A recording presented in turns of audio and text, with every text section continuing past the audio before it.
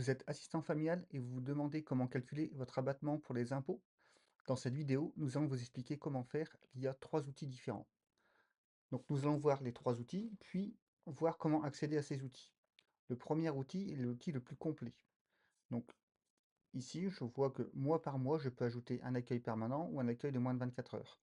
Les accueils de moins de 24 heures, c'est surtout les AF qui accueillent temporairement un enfant en journée pour dépanner des services. Le plus souvent, c'est des accueils permanents.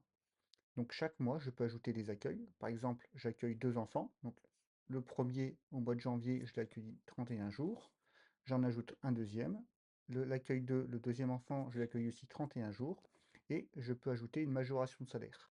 La majoration de salaire, c'est quand vous percevez une majoration de votre salaire par rapport à la prise en charge de l'enfant qui peut être plus complexe. Je fais la même chose mois par mois. Je ne vais pas faire tous les mois, mais vous aurez compris le principe. Jusqu'au mois de décembre.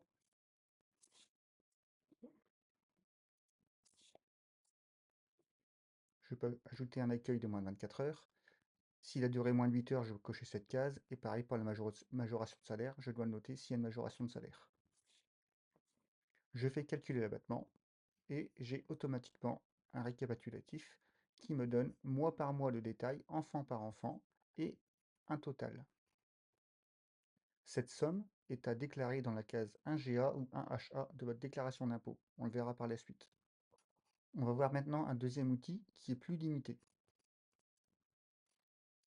Ici, vous pouvez calculer votre abattement, mais seulement pour un seul mois à la fois et pour un seul enfant à la fois.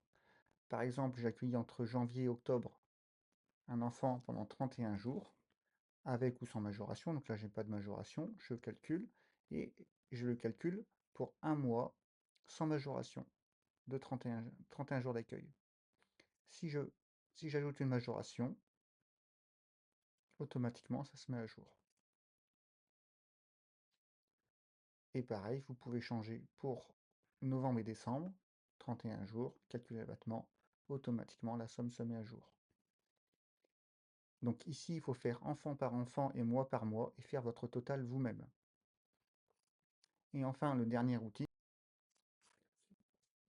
c'est le même principe. Mois par mois, vous ajoutez le nombre de jours d'accueil, 31 jours.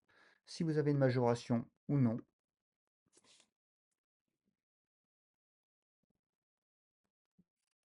mois par mois.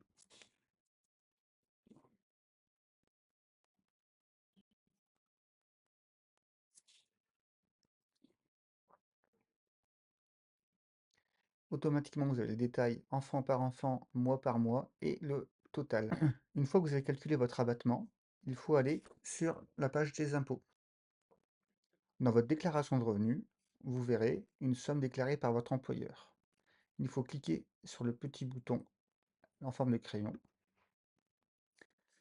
Le montant de revenu imposable n'est pas modifié, sauf s'il y a une erreur, bien sûr. Par contre, il faut ajouter l'abattement qu'on a calculé avec les outils. Vous ajoutez votre abattement, on va imaginer que j'ai un abattement de 35 000 euros. Je fais valider, et automatiquement, 35 000 euros a été retiré au salaire. L'abattement forfaitaire s'est automatiquement mis ici. Ce n'est pas à vous à calculer votre montant de revenu imposable, mais seulement à indiquer votre abattement.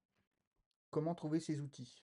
Allez sur Google ou sur n'importe quel moteur de recherche, tapez guide impôt AF FAFPT, allez sur impôt 2025 assistants familiaux guide complet.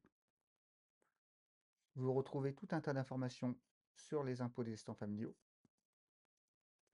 En bas de page, vous avez l'outil le plus complet qu'on a vu en premier, l'outil plus simple et plus limité, et un lien pour télécharger la page Excel. Pour l'outil le plus complet, à savoir que cette page est protégée par mot de passe. L'outil est réservé aux adhérents de la FAFPT. Donc, si vous êtes adhérent, contactez votre syndicat local pour récupérer ce mot de passe. Une fois que vous avez le mot de passe, vous aurez accès à tout l'outil.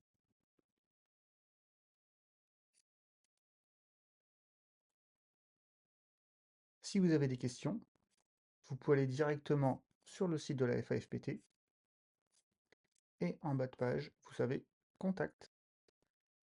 Vous pouvez nous contacter directement via ce formulaire ou votre syndicat local à travers la carte.